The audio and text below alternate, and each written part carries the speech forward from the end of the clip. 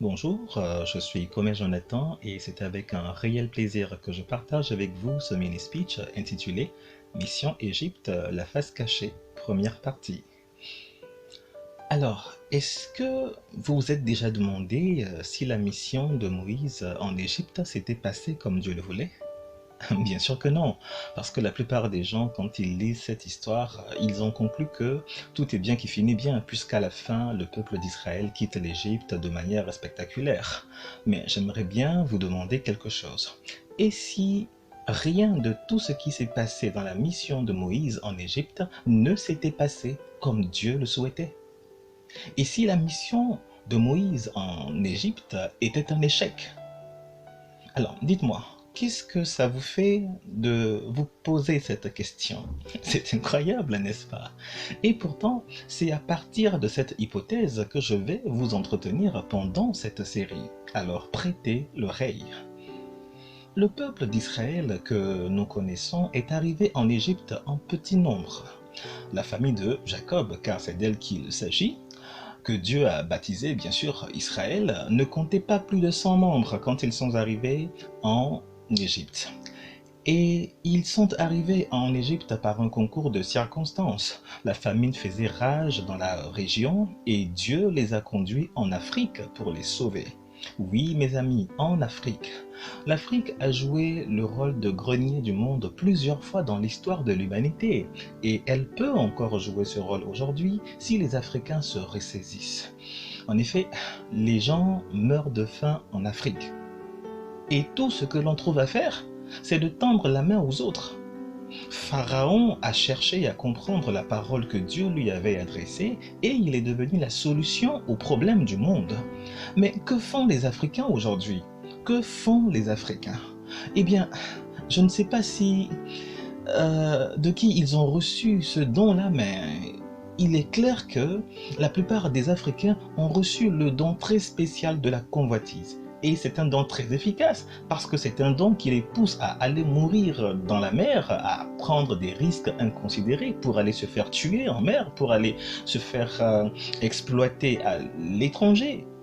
Ils ont reçu un don spécial de la convoitise. Et je ne sais pas de qui, mais en tout cas, ce n'est pas de Dieu. Et c'est même devenu leur activité principale.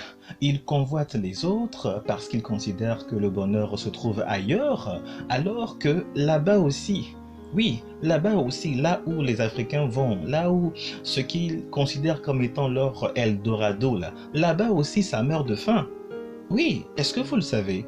Là-bas aussi ça meurt de faim, ça meurt de maladie. Là-bas aussi il y a des injustices. L'herbe n'est pas plus verte ailleurs, les amis. Réfléchissez-y. Disons les choses clairement. Les gens meurent de faim et de maladie en Europe, tout comme partout dans le monde. C'est triste à dire, mais les Africains sont rongés par l'envie et la convoitise. J'ai envie de demander à mes frères, jusqu'à quand comprendrez-vous que la convoitise et l'envie n'ont jamais conduit quelqu'un à prendre de bonnes décisions? Pharaon a cherché à comprendre le message que Dieu lui a adressé en songe, et il a été l'instrument de Dieu pour sauver le monde de la faim. Chers amis de l'Afrique, j'ai un message pour vous. Faites comme Pharaon en développant ce que vous possédez, et vous découvrirez que vous êtes le grenier du monde. Gloire à Dieu. D'accord. Il y a un message de Dieu dans chaque situation de la vie. Il y a toujours quelque chose à apprendre. Cessez de courir dans tous les sens pour demander de l'aide. Essayez d'abord de comprendre ce que Dieu veut vous dire par cette situation. Si vous ne le faites pas, le problème reviendra encore et encore et encore. Je disais donc que le peuple d'Israël est arrivé en Égypte par un concours de circonstances. Mais la sagesse de Dieu avait déjà anticipé cela. Le Seigneur a dit à Abraham, « Tu dois savoir ceci, tes enfants habiteront dans un pays étranger. Ils deviendront des esclaves et on les écrasera pendant 400 ans. » Genèse chapitre 15, verset 13, version Parole de vie. Maintenant, ne vous dites pas, « Ok, c'est parce que Dieu a dit une chose que cela arrive. » Parce que nous disons cela lorsque cela concerne sa volonté. Je veux dire que quand une chose que Dieu dit arrive, nous disons que c'est sa volonté. D'accord? Mais écoutez-moi, la plupart des prophéties de Dieu sur le monde ne concernent pas sa volonté. Le croyez-vous? La plupart. Du coup, Dieu dit une chose et cela arrive et vous dites, c'est parce que Dieu l'a dit que cela est arrivé. Mais non, c'est parce que la chose allait arriver que Dieu l'a dit pour que vous sachiez qu'il sait toutes choses. Vous comprenez? Dieu n'a pas décidé que son peuple serait maltraité dans un pays étranger. Non, mais il a vu que cela arriverait dans le futur. Il a vu que cela allait arriver. Alors il a dit à Abraham, ne croyez donc pas que Dieu avait décidé que les choses se passeraient comme ça. Non, mes amis, l'histoire du monde ne correspond en rien à la volonté de Dieu. Comment je le sais? Eh bien, parce que Dieu m'a montré son cœur. Oui, j'étais encore adolescent quand je priais un jour et la présence de Dieu a envahi la pièce où je me trouvais. Et j'ai senti que quelqu'un me prenait dans ses bras.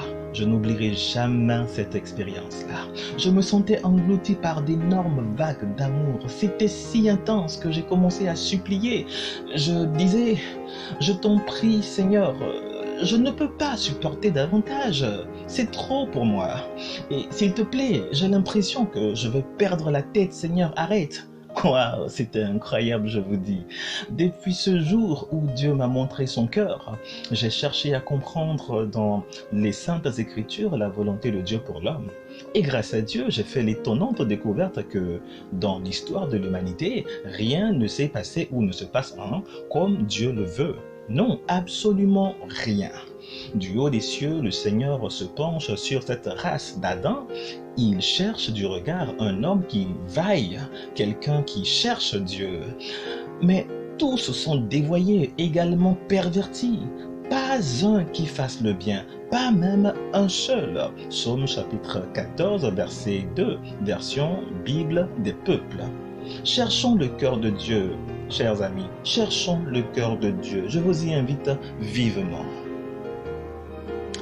Bien, si vous avez appris quelque chose, n'oubliez pas de m'envoyer votre témoignage au 225 indicatif de la Côte d'Ivoire 07 48 24 2 x 70. Suivez chaque semaine les paroles inspirées pour ne pas manquer la suite de notre série intitulée Mission Égypte, la face cachée. À bientôt les amis.